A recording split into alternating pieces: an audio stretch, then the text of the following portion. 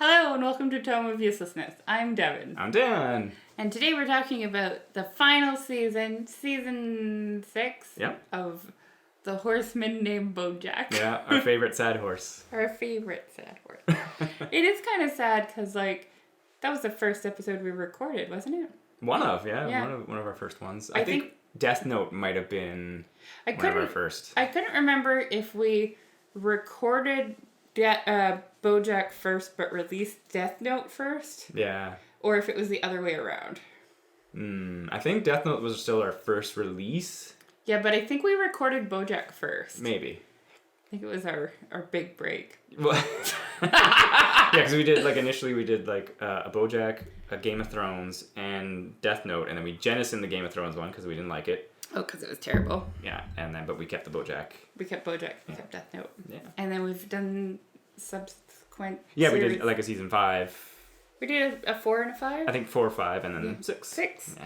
So it's kind of sad because it's the birth of our podcast. Yeah. Now it's over. Now we're going to have to quit. What? Oh. Do other podcasts. I didn't know that. True crime. No. Just kidding. We're going to keep talking about things that don't matter. Yeah. The best kind of things. Useless things. Huh? Yeah. Like the title? Indeed. Did you like anything this week? I did. I had a few things that I liked this week. Whoa.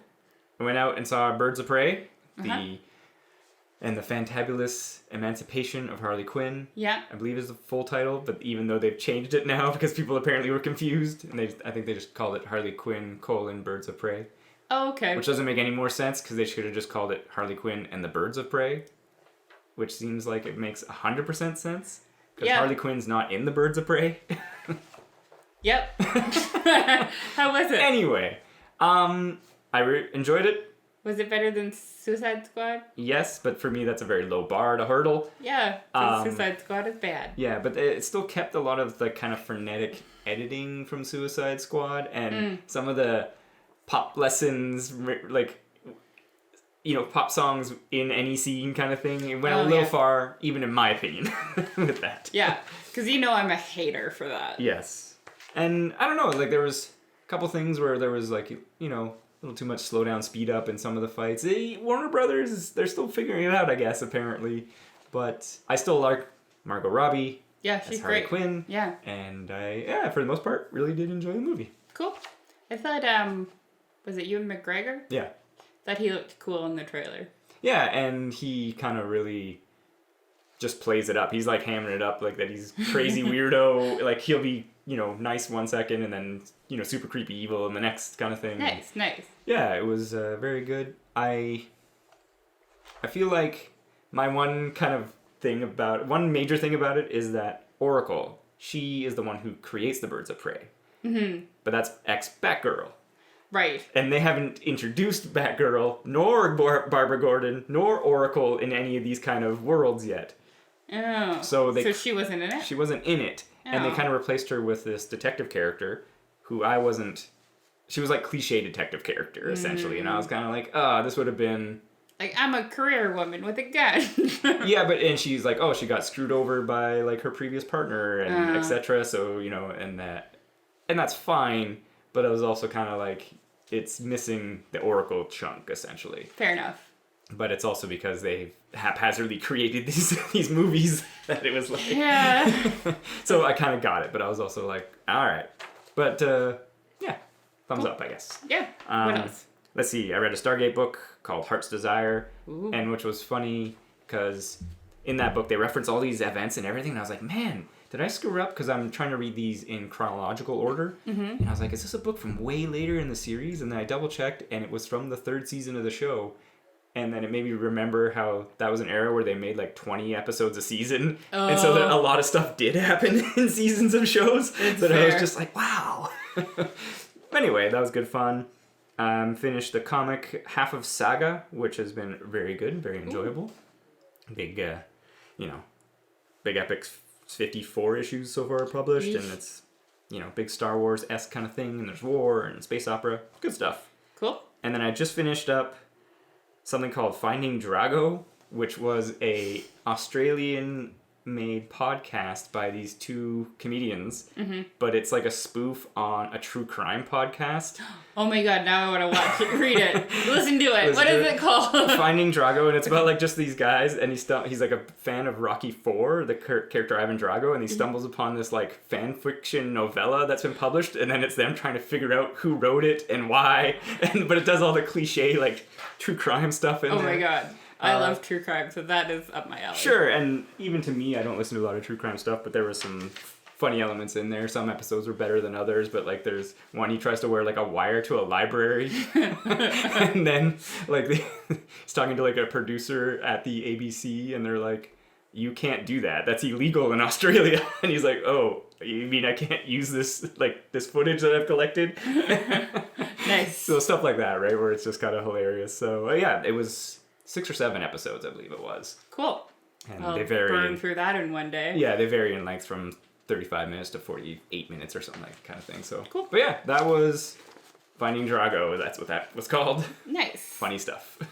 So I've been like very busy with work. I haven't really watched anything new. I've been rewatching Drag Race because at the time of recording, it is coming out in like 2 weeks. The new season. So I've been rewatching that, which season 12? Dang. 13? I don't know. Something like that. Yeah, so I've been watching that. I've been just reading a bunch of like body positivity books, which I won't get into, but they're pretty good.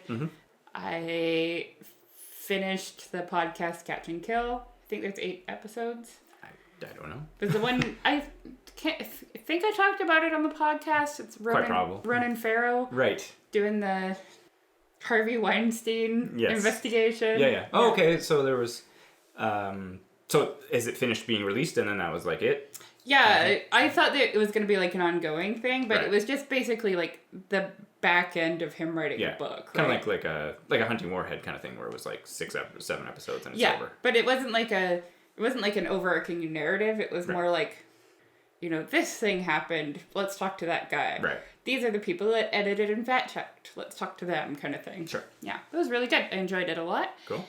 Boop, boop, boop, boop. That's it. I got a tattoo today. I was about to say we both got tattoos in the last little. Tattoos on our arm. Same arm, different arms. Different arm. Yeah. Oh yeah. Dan's is really epic. It's like a lady cultist getting sucked into a portal by tentacles, but not in a hentai way. Yeah, that was a request. Yeah. And I have like a succulent with some beads. Yeah, it's nice. Yeah. Quite nice. Also not in a hentai way. Yay. Nice dot work and line work. Yeah, I'm super happy with how it turned out. And of course, I just got a tattoo, so I'm like, let's get 7 more. Well, yeah. It's the only response to getting a tattoo. Like, there's still skin showing through my body. I need more tattoos. Yeah. Yeah. Cool. Yeah. And then, of course, we both watched Bojack. Oh, yeah, Bojack! Yeah, for the episode, for the show. So, if you weren't aware, it was split into 2 parts. Yes. The first part came out in September 2019, was it? Something like that, yeah. Yeah.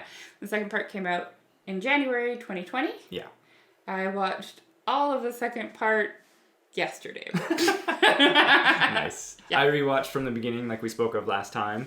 I just over ran like out a of couple time. weeks. Yeah. I was there's like, I've been just working a lot. Yeah. Well, and it's always so funny as well, because I was quite sure that they were split into 8 and 8, and then someone was like, oh no, there's only like 6 in the second half. So I was like, oh, okay, I was kind of planning on my watching.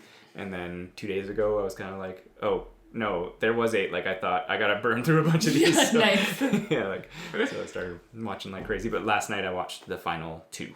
Nice, yeah. Which made a lot of sense. That second to last episode was intense, and we will talk about it. Yeah. Yeah. It was good. So, overall, did you enjoy it? Absolutely. It was... Did you feel like it was a satisfying ending to the Bojack saga? That was one question I asked myself kind of like immediately as the credits were rolling. And I felt at the time, absolutely. And I still feel that now. I totally agree. Yeah. I don't, like, spoilers. I don't think, like, a happy ending would have worked. Sure. Because it would have gone against everything that, like, the show has been building towards. Yeah. But I didn't think a super tragic ending would work either. Right. I mean, I was almost set up for a super tragic ending. I totally thought it was he was gonna kill himself. Yeah. When I think I got into like, I don't know, the second or third episode of part 2. Yeah. And I was like, oh no. Yeah. I don't know if I want to keep watching. I don't want to watch Bojack go to the glue factory. But it was pretty cool just as well. Like it's only 6 seasons, and you know that's technically not a lot of television, but it seemed like they just packed so much in. Definitely. That it feels like it was such a much longer show than it was, essentially, right? I mean, I kind of want to go back to season 1 and watch it all again. I've rewatched it twice. Yeah. Like, not just recently, but like over time. Over time? Yeah. It's really good. It's a great show. Yeah. I was watching some like interviews with the creator.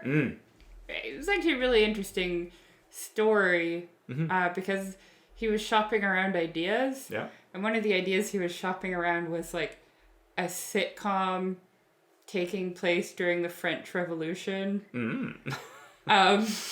Sure. About a dad who has to work really hard because he's a guillotine maker. So he's got all this work right now because everyone's getting their heads cut off. Sure. And so that would be weird, and I'd probably watch it, but I'm glad they made Bojack instead. Yes. And he kind of got the idea because he was living in a big mansion on the top of a hill. Okay. Where he could see everything, but he felt so removed from people. Oh, yeah, okay. Like, because he was renting out a room in the mansion, not like because he was rich and famous. Rich, he was baller, yeah. And then he had a friend who was doing a blog where she was making all these, like, animal characters. Yeah. Yeah. And so they kind of got together and made Bojack, and they were talking about how they, like, wrote it without any of the actors in mind, because they just wanted to write a good story, not, like, a story tailored to somebody's specific voice. Sure. And then Will Arnett was just the right fit and everything. So. Yeah, he is quite the good fit for it. Yeah, no, it's really interesting. It's on YouTube if you want to. I was watching a little bit as well as some of the behind the scenes, and he was talking about how the actors also didn't realize that it was going to go to the directions that it did. They thought it was like, oh, it's another like lighthearted comedy thing, and then they would do like table reads and be like, what are we reading? Like, good, right? Yeah, exactly. Because even watching the show, of course, like in that first season as well, like where it just sort of spirals and starts becoming crazy, and you're just like, what am I watching? And I think I've said this previously as well. When I first started watching the show, like I didn't get the show right away. Like I wasn't in it, and then I think I'd heard people were like, "Oh, it's really good," and etc. I think I told you to watch it. Maybe, and I think I had also heard that it was quite good. Yeah. And then so I went back to it, and definitely 100%. I am glad I did. Very much enjoyed the show.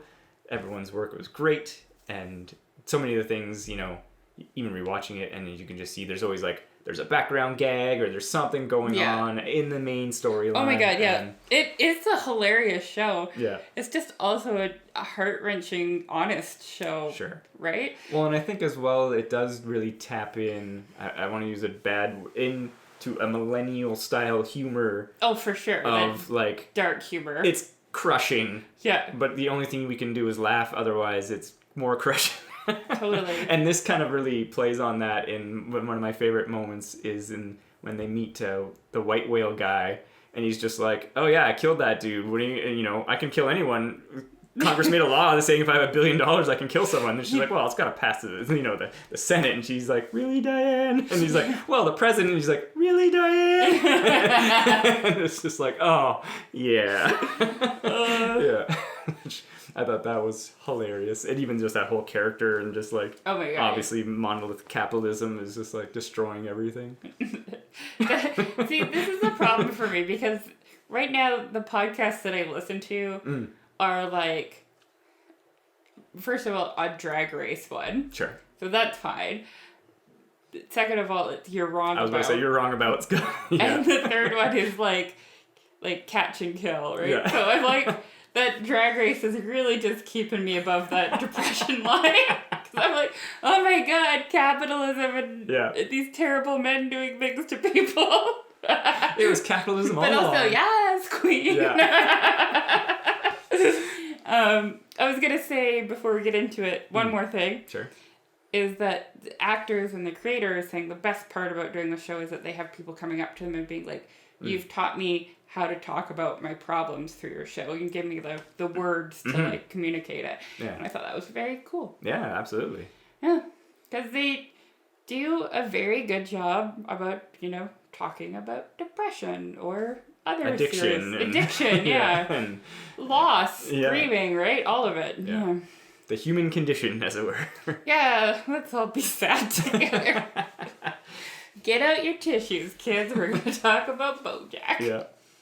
Well, and just for me, when the season 6 started, immediately I was like, oh my god. Like, literally, WTF, he lied about Sarah Lynn was the first thing I wrote down, because I was like, oh my god, you lied about Sarah Lynn? I was just like, oh no, Bojack. This is going to bite you in the ass. Yeah. So I kind of figured, of course, that was going to be a direction that the season was going to take, but it also seemed like it was a good idea. I liked that they built it up like it was going to be about Penny. That was going to be his downfall, and then we kind of had the bait and switch of it being about Sarah Lynn. Yeah. Which was really good, too. Well, and even there's that point, the two reporters are like, there's a soap pattern, and then it's like, oh no, we're just going to do the one part. Those two you love the reporters. They were amazing. Paige Sinclair and Max. But Paige Sinclair is, I think, one of my favorite characters. Just the way she talks to her fiance. Yeah, and she's got a phone. Her fiance. Yeah, and she's got a phone, and they're like, where did you even get that? So good. Yeah.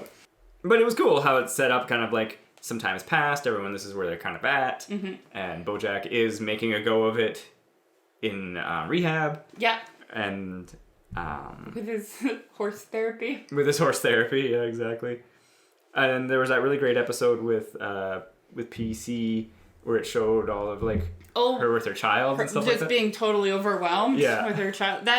The way they animated that, where it was like shadows of her doing 10 different things at the same time, was great. It was really good. And then there was a couple fake outs. Spicy meatball. Yeah, a couple fake outs about like which timeline is real and what you're looking at, but it's just like, I'm sure anybody who has done anything with a child or worked multiple jobs. Yeah, anyone who's very busy will understand. Yeah. So I love that whole storyline and everything.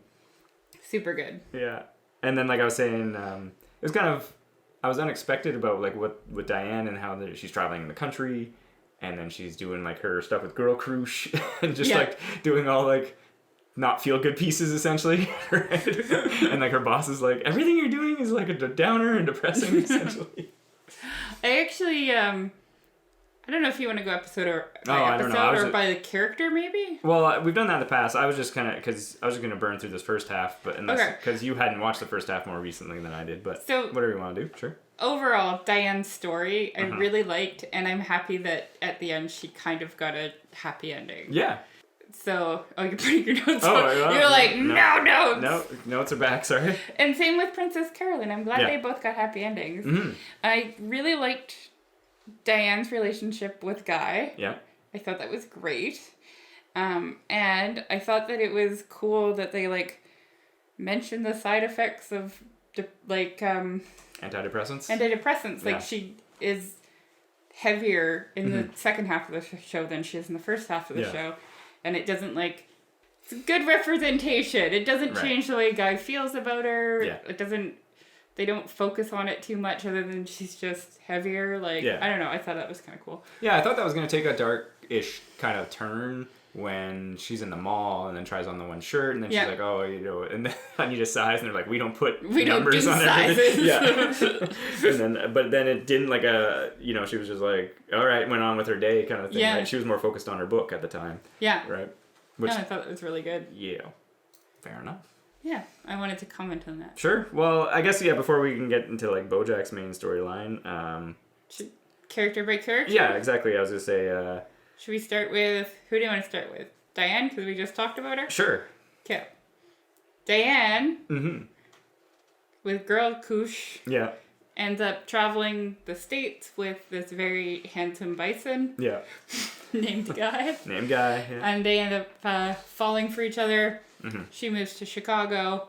She gets a book deal to write her memoir. Yeah. And it goes terrible. Yeah. Well, she gets on antidepressants, and then she tries to write her memoir, and she can't write it. Essentially, yeah. She's like not feeling the dark Diane anymore. Yeah. Right. And she kind of ends up coming to this realization that like, well, she wants to write it because she wants her damage and her trauma to mean something. Yes. And then she kind of, through Guy and through accidentally writing a teen girl mall detective series, decides that like it's okay to be happy, I guess. Yeah, well, and I really liked the dialogue with Princess Carolyn with her, who was like, yeah, I understand you want to write this other thing, but also this other thing is helpful to young girls as well. Like, it's not a bad thing, even though it's about something not as deep as you were initially intending. Yeah. And, you know, again, like you're saying, it's like your damage, but you can also help people in another way. Yeah. And she kind of like sort of accepts it, but it's also, she kind of embraces it. Yeah, so. She's kind of like mostly embraces it, but kind of feels like she should still be Dark Diane a bit too, right? And I really liked the scene where she connects with Guy's son over the book. I thought that was great too. Yeah, because they have that scene in the diner where he's just like, yeah, your parents hate each other, haven't you? And then he's like, oh my god. My parents hate each other. My parents hate each other. And Guy's like, I was gone for 2 minutes. Oh, that was great. Yeah. I did not see that one coming. So yeah, she kind of lets go of Dark Diane, and she kind of lets go of Bojack too. Mm-hmm. Which was good. Yeah. Because she should. Bojack. I'm all about dumping shitty people out of your life. Right. Cut them out. Use the machete. Kill the past if you have to. Oh god. Kylo, we're coming back. Everybody should stab Harrison Ford. Sure. Yeah. Disclaimer: don't stab Harrison Ford. Yeah. Anything you want to add to that? No, not really. I think save some of the extra thoughts for other characters. You got Todd, who didn't really have as much to do in this season. He makes up with his mom. Yeah, well, and I did like the episode with his stepdad, and then they go to the White Whale to get his kidney back. Yes. Which was hilarious. So Todd's mother is sick, and she's like, oh, he needs a kidney, and Todd's like, oh, I can't give her one, and her stepdad's like, oh, and he's like, no, because I already gave my kidney away. Yeah. And so they go to the White Whale to track it down, and then they have to do like a classic Todd shenanigan, and his stepdad's like, this kind of stuff never works out, and of course it works out for the most part after he kidnaps his stepdad to Chicago, which was hilarious. And eventually he meets Maud using that Ace app. Mentioned that Todd and his mom were estranged since he moved out, kind of thing. Yeah. So, and then he meets Maud through the app. Yeah, another asexual. Mm-hmm. And then, so it all kind of culminates, in a Margot Martindale classic Todd shenanigan. Him and Maud decide to move in together, and then, Well, they try to have a party. His mom doesn't show. And then, which was, again, I really liked that. He goes to Judah and he's like, how should I do this? And he's like, well, when something like this happens, I think, what would Todd do? And then he's just like... just goes through, a plan. A total line-by-line plan of, a Todd scheme. Hire actors. Steal furniture. So good. Yeah, which was great. And so then he does this elaborate scheme with Margot Martindale, kidnapping him so that she has to come with a cooked dish as ransom. Because he finds out that his mom doesn't want to see him because she feels guilty that he saved her life. Right. Yeah. Yeah, but then she also kind of reveals that she's like, when I kicked you out, I never kind of knew how to reconnect. Yeah, she's that's true. I felt like I couldn't get back in or whatever. Yeah. And so they have a nice kind of moment, and they have a conversation together. They kind of work things out. It's still, nothing in Bojack is we've tied a bow and everything is good, but it's kind of they're trying. Yeah, no, because even at the end, when we get there, saying that same kind of stuff where he's like, we're trying. Yeah. That's good. It's better than not trying. It's better than, yeah. So, I don't know. There was, like I said, he didn't have much to do this season. He was kind of in the background. He takes care of Ruthie. Yeah. And he opens a daycare. In Vim to take care of other children there. So he's got a steady job and a good one because he's good with the kids and stuff. So one of the funniest lines to me was when he was talking to Bojack at the end. And he's like, in the office, I was talking to one of my associates. Yeah, my like, work colleagues. He's clearly talking about a baby. Yeah. It's good. Yeah. Yeah, because they set that up earlier where someone says, like, oh, Todd calls the kids, like, work associates. Yeah. I love it. Yeah. But yeah, I don't know. Not much else really to say. Like I said, Todd was kind of more backgroundish. Yeah, totally. I guess PC is next? Yeah, I would say PC or peanut butter. Oh. Yeah. Who do you want to do? PC? Sure. Okay. Was it at the first part with the strike, or was that in the season before? No, it was in part 1 with the strike. Okay. Yeah. That's what I thought, but I couldn't remember. No. So, Princess Carolyn has her new baby. Yes. And she's overworked. Yes. And all the assistants go on strike. And she figures out a way to kind of screw them over, but then she feels bad. Yes. So she gets Judah to come negotiate on their behalf. Yeah. And then hires Judah back as her, like, vice man. Yeah, it's like COO or something like that. Yeah, basically like second in command, I think, is kind of the thing. Her assistant, but second in command. Yeah. Right. And then Todd becomes her nanny. Yeah, earlier in the season, because all the nannies keep quitting because she's like, all the nannies say you're there, and he's like, well, she wasn't doing a very good job, kind of thing. I wasn't there watching. But yeah, Todd takes over nanny duties for the baby. That's right, yeah.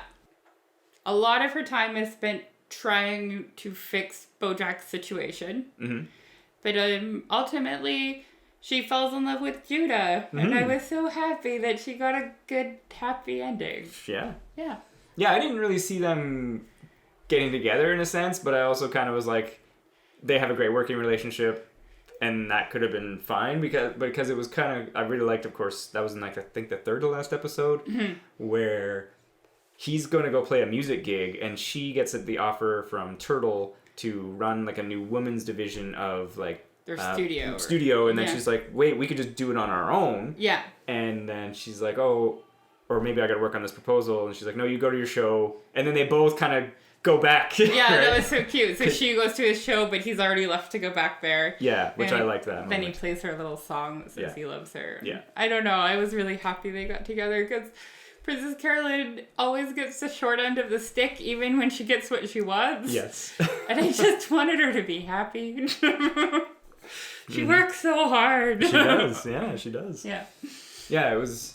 I liked her storyline a lot as well, like I was saying in the earlier episode with the being overwhelmed and then getting the nannies, and then when she brings in Judah to do the negotiations, it was kind of like, I was like, if she doesn't hire him back, this show is just, what are you doing? Just drive that knife in and twist it, you assholes. Basically. Yeah, no, I was really happy that they became a couple. Mm-hmm. And got married because he's good with... Like, I kind of got the idea that they would when he volunteers to take care of... Ruthie, yeah. Yeah, fair enough. Because Todd had a date. Right. Yeah. Yeah. Yeah. Peanut butter? Sure. Go ahead.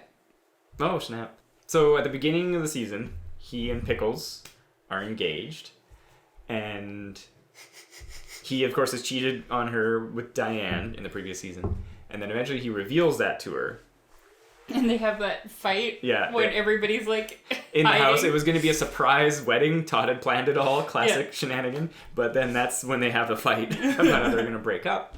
And which was a great episode.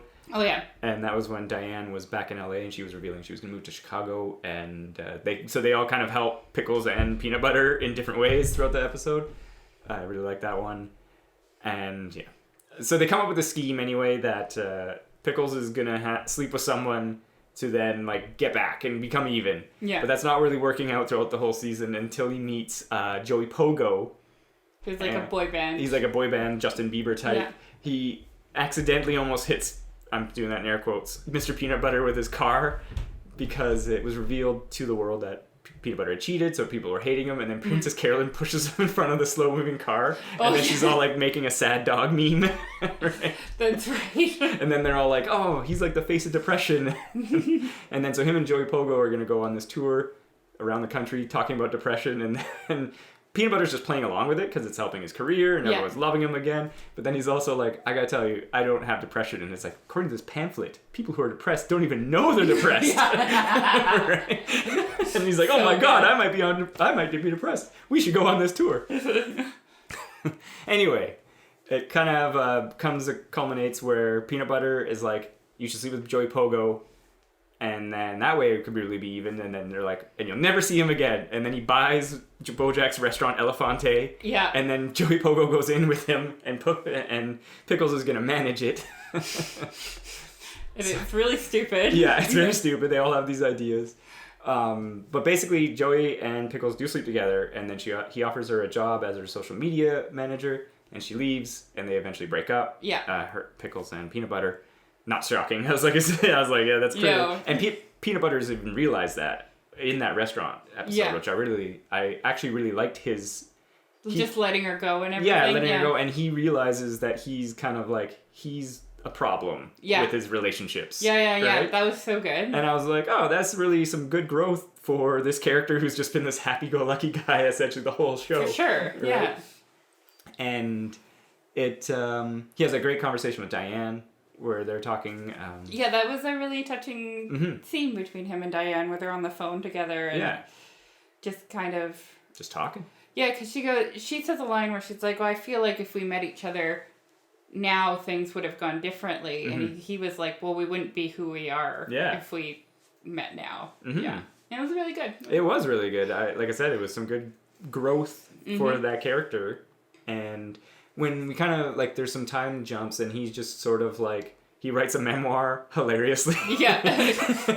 And, again, so he's kind of, like, still in his he's doing the show Birthday Dad, which was a movie, and then it got cut up, and then it's into a show now. Yeah. And he's based off a card. Based off of a card. But it's clearly successful. Yeah. And so he's just kind of, like, living a life, and I kind of liked it for him. I was like, we don't get any sense that he's he's got no real prospects for relationships or anything like that, but he's just kind of taking this time to be Peanut Butter. Yeah, totally. So, I liked that too. It was a direction I didn't think it would go for this character, essentially. I agreed. Yeah. It was good. Mm-hmm. It's kind of interesting because everybody except Bojack kind of resolves a lot of stuff and moves on and grows, right? Yeah.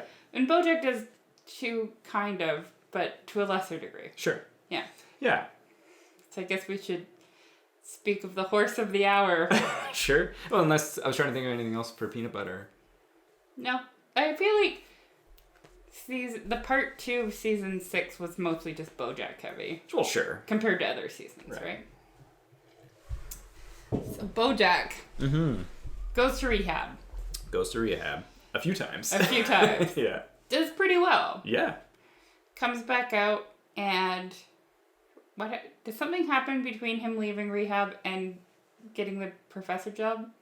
I don't remember. Well, he first leaves and then he goes to his house and kind of cleans up and then he was just like, I can't be here. And so he just kind of like bails. Right. And then he goes to Chicago and goes and visits Hollyhock. That's right. And then he goes to that like old-timey Amish type horse place, and then he's like an old like kind of recreation of an old ceremonial mass and stuff like that, and then you get the sense that he's like trying to get it together, but I also really enjoyed in the early parts, and it comes up later as well, but it was like, I guess we talk about it afterwards, but he's all about trying to just like full on take responsibility, which I was kind of an interesting kind of thing. Like he wasn't like shirking he's like, no, I did these things, I'm the terrible one, whereas like other people are like, oh no, like when did who gave you the drink that you started? He's like, no, I did it. And then it always flashed back to earlier in his childhood where he was like taking a drink or whatever. I just thought that was really interesting and really kind of interestingly executed and well written for that.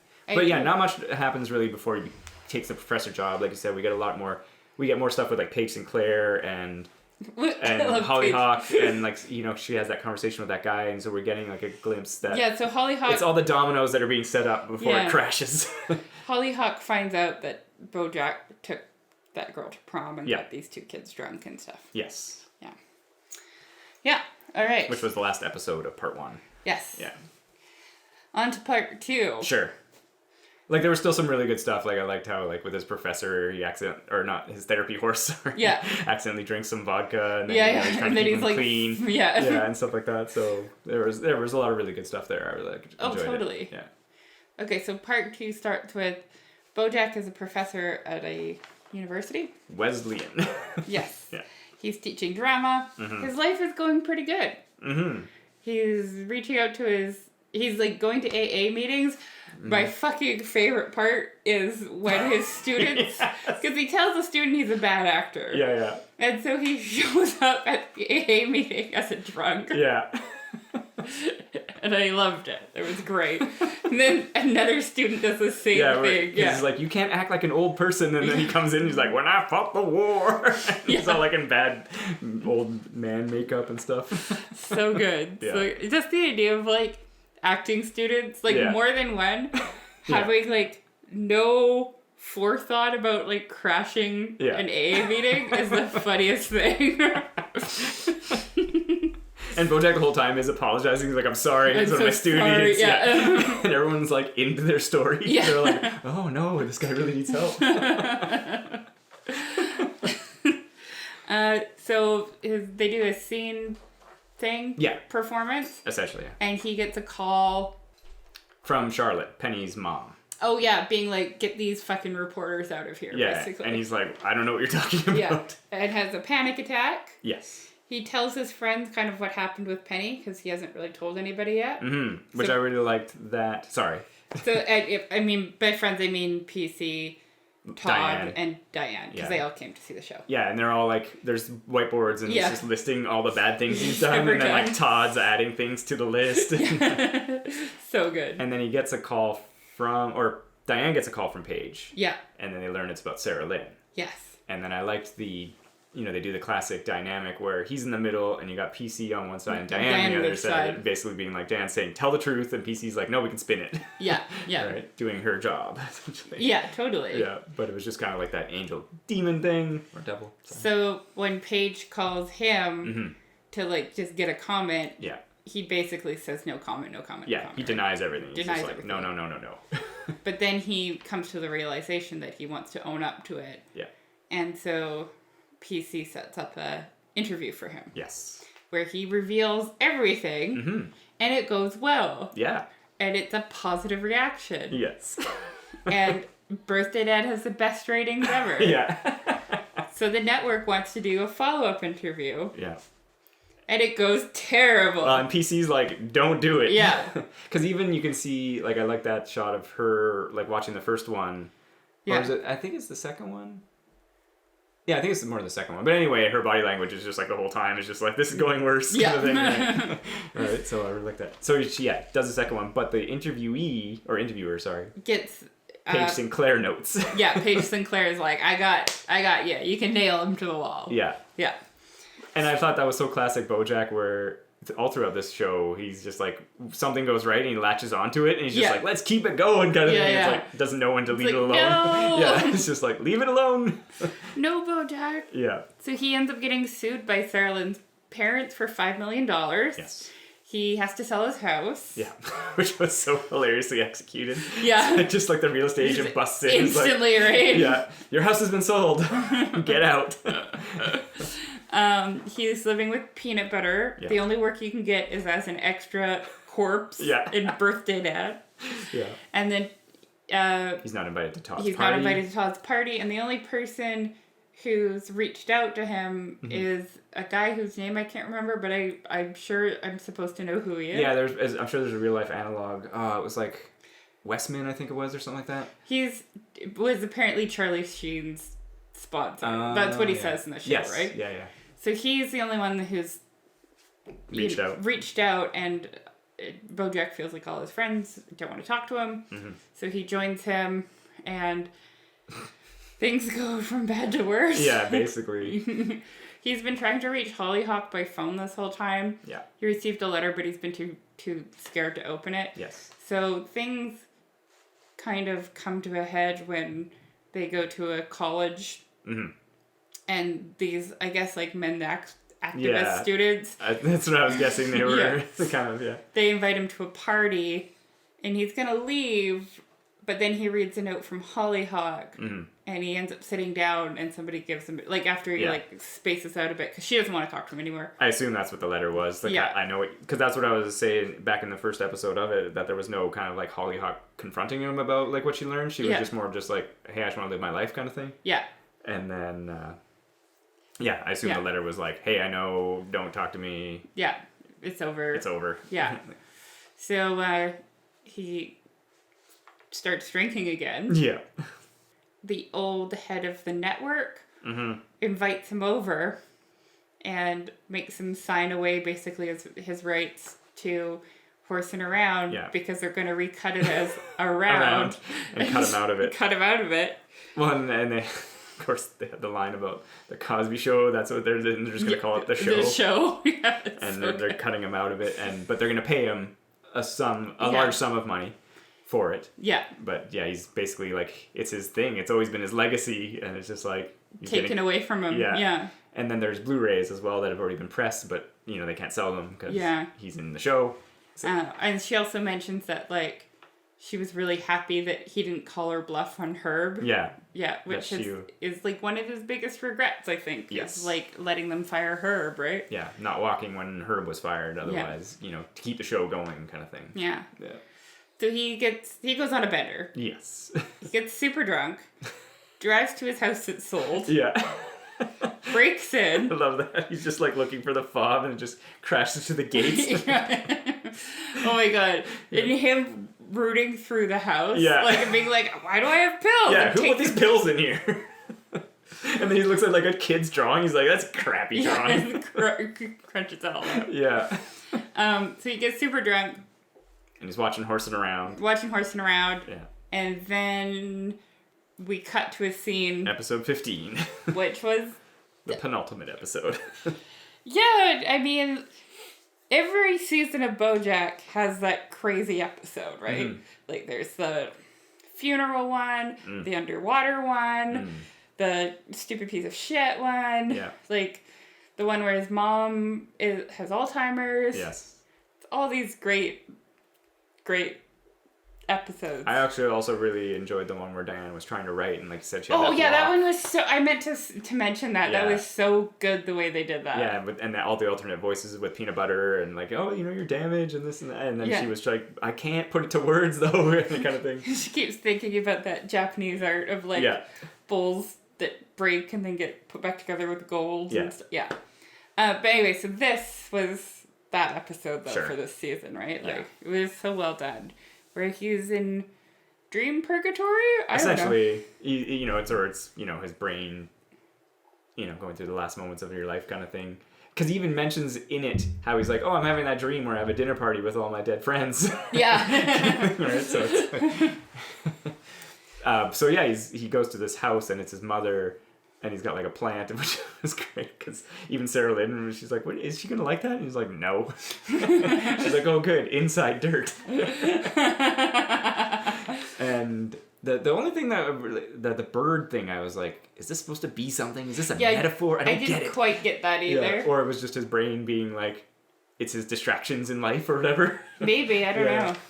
But they all sit down to dinner together, and there's like this black goo that keeps dripping on his head. Yeah. And everybody their meals are all different, and it's kind of like related to their life. Like and how they died. And how they died, yeah. He's a big thing of like... Pills. Yeah.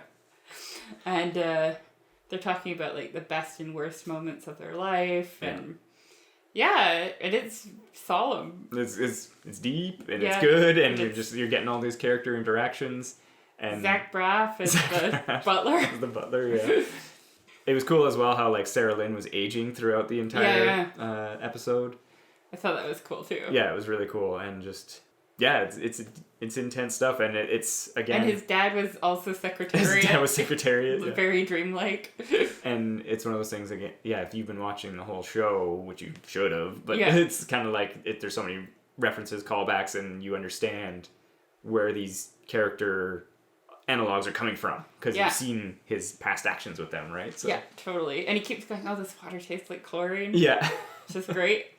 The first time he did that, I was like, yeah, because you're in the pool, bro. Because you're in the pool, yeah, totally. Yeah. Even right away when he first walks in and there's like the black tar drip, I was like, he's in the pool, isn't he? Yeah. So after dinner, they all go to a show. Oh, yeah. Which is intense. Yeah. And each of them kind of do a little performance that is relevant to Bojack. Mm-hmm. And then they go through a door and to blackness. blackness and disappear. And yeah, sorry. No. I'd say I really like the Sarah Lynn one. How like when there was like the multiple versions of her and they're all slightly off and everything. It wasn't all perfect. It was so well animated. Oh my god, yeah. Yeah. And then it ends with Secretariat. Herb goes through. Oh, well, I would say with his dad, Secretariat, doing the poem, The View from Halfway Down, which is the name of the episode, which was super intense and brutal. Yeah. And the door keeps coming closer and closer behind him, and he doesn't want to go, but he has to. Has to go, yeah. But then, like, Herb going. Yeah. And Bojack's like, I'll see you on the other side. And he's like, no, you won't. There is no other side. Yeah. Which was just like, oh, I didn't need a heart today. Well, and then even just so he's running away, and then he gets on the phone because he's like, oh, Diane, I called her, she's gonna save me or whatever, and then he's just like on her voicemail talking, but like she's just like monosyllabic, like just he's like, oh, blah blah blah, and she's like, yeah, no, yeah, and it's totally. Just like, oh god, yeah. And then it literally just fades to black. Yeah, it's quite an intense episode. Yeah, it was really good. I was blown away and very happy because it was like, dang, this is a good show. Oh, totally. Totally. So it turns out that he took a bunch of pills and went swimming. Yeah. And went swimming. But he did call Diane's voicemail before he went swimming. Yeah. Because he thought she could save him, but she's in Chicago. Yeah. But he gets found and he lives. Yep. And he goes to jail. Yes. For breaking and entering. Yeah. That's the best part. Yeah. That's why he went to jail. It wasn't like the other stuff. But he says later in the episode where it was like, oh, so what'd you go for? And it was like, oh, breaking and entering. He's like, but probably it's because of everything. Yeah. He's out for the weekend so that he can, like, I guess on furlough or whatever. Yeah. So he can go to PC's wedding to Judah. Mm-hmm. It was good. And then on the way, him and Peanut Butter stop at the conservatory for a press conference. Yeah. It's like, no. Which was so Peanut Butter. Yeah. He's just like, oh, I just gotta stop at this thing. And he's like, I can't be around people, like, in the media. And then Bojack was really, like, nervous about going to the wedding because he's worried he'll ruin it. Yes. And Peanut Butter's like, I'm going to be there with you the whole time. Unless I see Erica. Hard cut to, like, Bojack standing by himself. Yeah. And then Todd runs up. He's like, I need your help at the beach, which I thought was so sweet. Very sweet, yeah. Because he's like, you just looked overwhelmed, and I wanted to go watch the fireworks with you at the beach. So they have a nice ending. I was really happy with that. They kind of, because they have a bumpy relationship. Absolutely, yeah. You know, like, for the longest time, Bojack treated him like shit. He wrecked his space opera. Yeah. He slept with his girlfriend. Yes. Like, shitty thing after shitty thing. And it was kind of nice that they resolved things a bit, and like Todd kind of took on the adult role in that last conversation. Yeah. And Bojack's like, what if I get out and I fall and I become an alcoholic again? Yeah, become drunk again or whatever. And he's like, well, then you'll just get sober again. Just clean up again. Yeah, it was really nice. Well, and that was, I mean, not to get, well, wait to it. But anyway, I did like that interaction a lot, and like you said, Todd had some good encouragement, like you said. That was really sage, and as well that it's just like, he's like, dude, you just gotta try again. Yeah, right? Like, totally. Like, nice, Todd. Yeah, it was well good. Done. And then he goes inside and he interacts with Princess Carolyn. Yeah. And he's like, oh, I thought, I'd either ruin it or you'd have cold feet and I'd have to convince you to marry him. Yeah, like a sitcom. Yeah. And she's like, no, we were actually married a few days ago. This is just for, industry. Yeah. She's like, but what would you have said, right? Yeah. So they kind of have a nice ending where he says nice things to her. Mm-hmm. Yeah, and then that leads to Diane, I guess. Yeah. Right? On the roof, yeah. Where she doesn't really forgive him, but she's happy that he's alive. Well, and it was interesting that we got to hear what he said to her, essentially. Yeah. That it was just like, oh, I'm going to go swimming unless you call me back or whatever. Yeah. And it was like, jeez. And she thought he was dead. Thought he was dead, yeah. Yeah. And, she was angry about that. she was angry because he promised he was going to be okay, and he obviously wasn't. Fell off the wagon. Yeah. Yeah, it was good. And it just kind of ends with them sitting on the rooftop. I like the story he tells about the movies. Yeah, it's so just good. Hilarious. And he's just like, you know what happened? Prison riot. She's like, holy shit. He's like, no. Just like...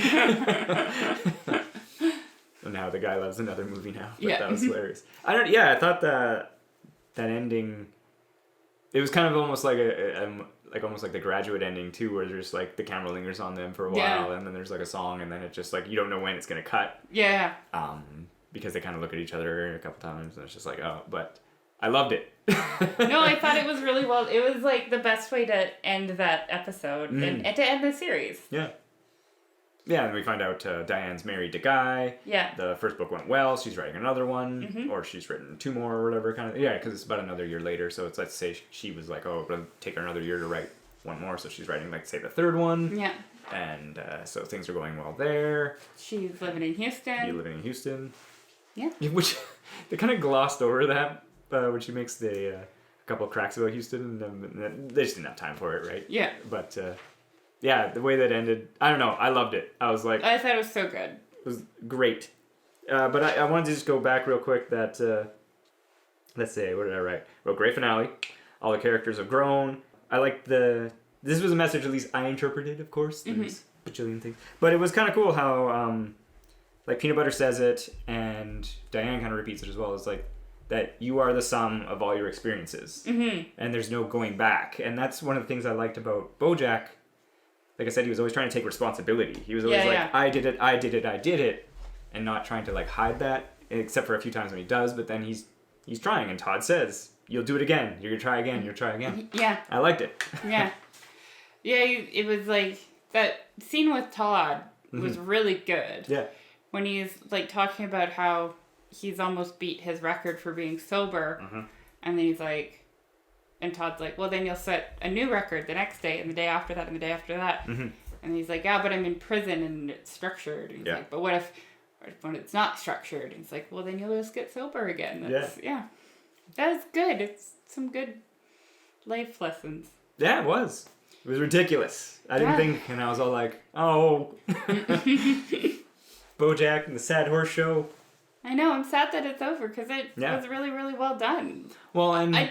I'm glad that it's over because, you know, after 10 seasons, I don't know what they would be able to do, right? Well, and I had heard, of course, before season 6 was announced, that they wanted to do 2 more. Oh, okay. But then Netflix said no. Oh. But fortunately, they let them kind of do an extended season 6. Because I see. Instead of doing, say, so 2 more seasons would have been 20 episodes. They did 16 episodes. Okay. So at least they got to tell the story. bulk of their story that they wanted to say tell. Yeah. Right? At least that's what I had heard, and which I don't think is out of the realm of because Netflix, you know, they're trying to cut down on some things. Animation's expensive. Oh God, yeah. So you know, I could see that being true. That they were like, okay, we'll give you 16 more episodes, and then they were like, okay, they got to tell 90% of their narrative, essentially, right? Yeah, so. I thought it was great. Yeah, absolutely. Sad that it's over. I know. I'm kind of tearing up right now. I'm just like, oh, no, Bojack. And just like funny I said, moments though. Oh, absolutely. Like there were some good funny moments. And there was like a throwaway part where there was like a cat sitting in a tree and firemen were trying to get her down.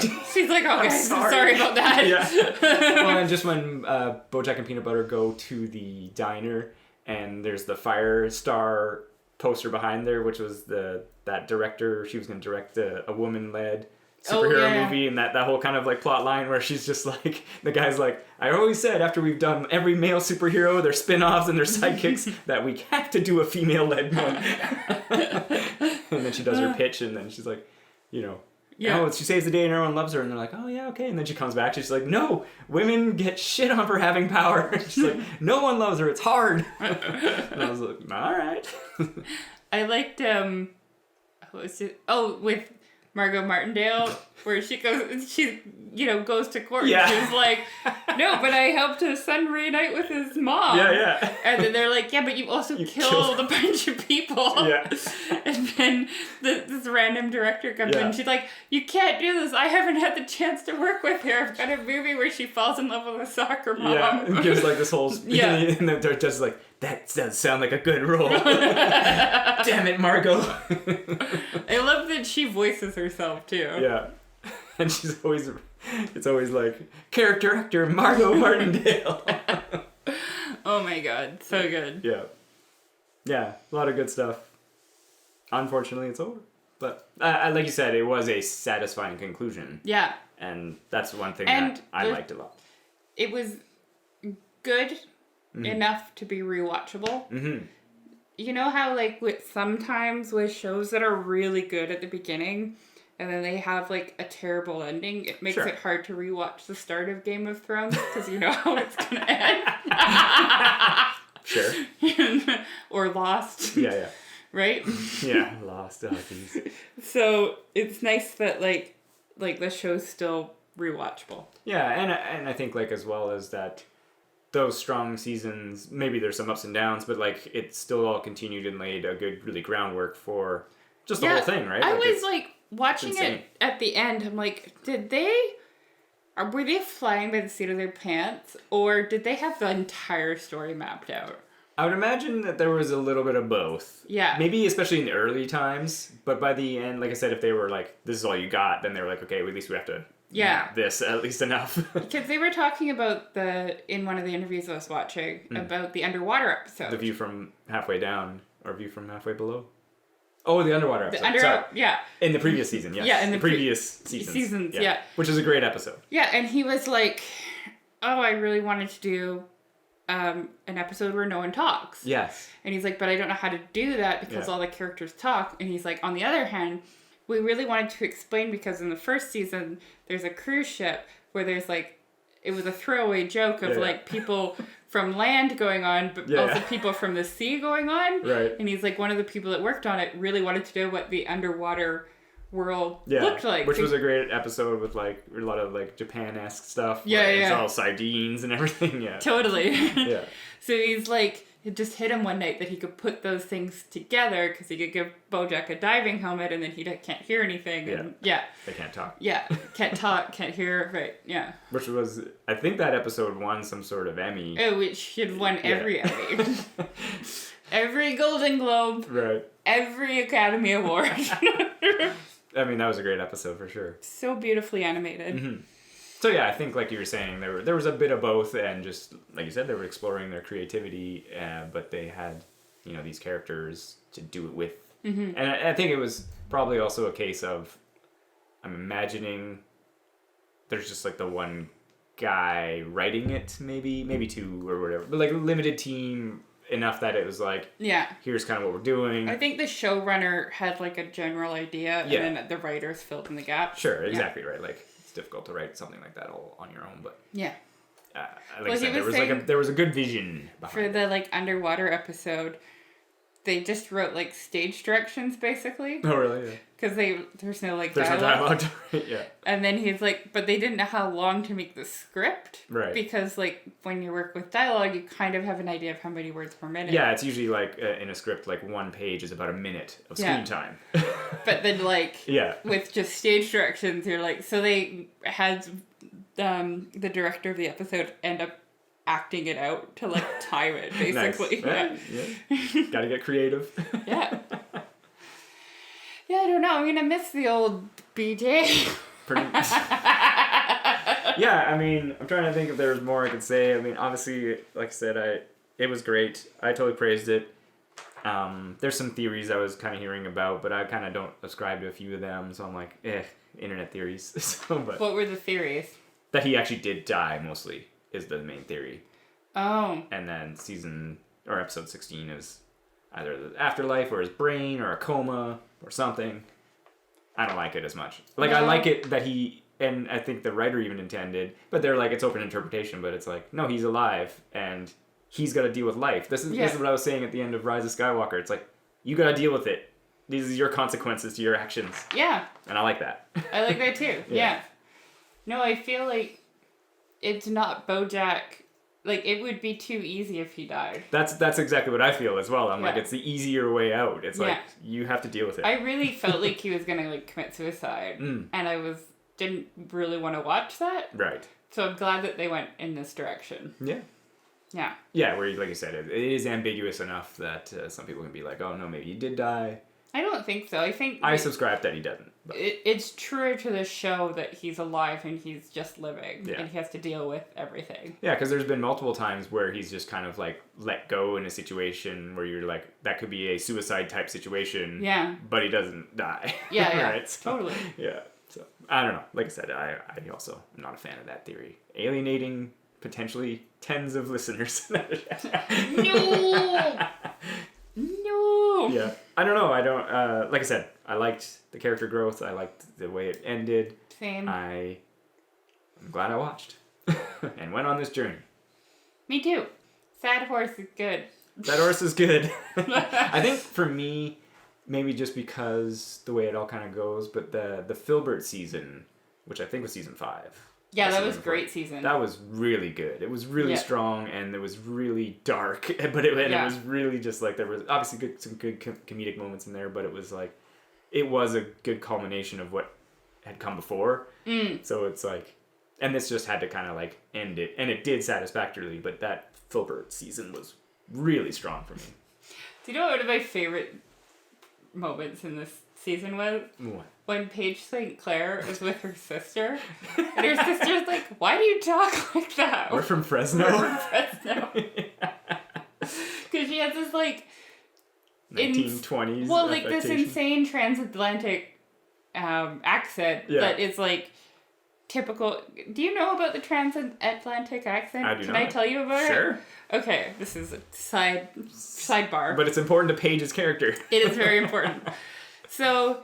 in the, like, 30s, 40s, probably early 30s, some linguistic guy, decided that, like, the American accent wasn't sophisticated enough. Wow.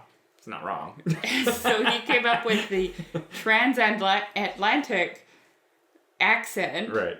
Which was kind of like a mix between British and American. Okay. And, like, Katharine Hepburn, if you, like, listen to her old... she kind of has that transatlantic accent. Right. And it gained popularity because they taught it to actors that were in movies. Sure. So when you listen to, like, when you watch movies from that time period, they all kind of have this weird, like...